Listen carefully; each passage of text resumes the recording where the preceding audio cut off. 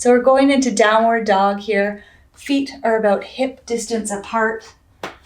Hands in line with your shoulders, pressing all of your fingers down into the ground and pushing yourself back, bringing your bum towards the back wall, thinking about keeping your shoulders away from your ears.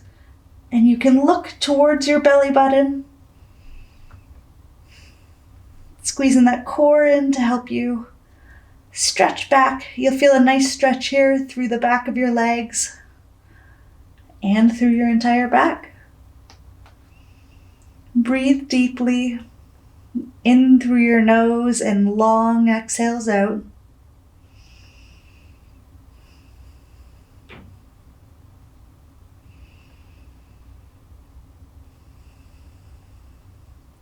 Think about sending your heels down towards the mat, but it's okay if they can't reach there right away.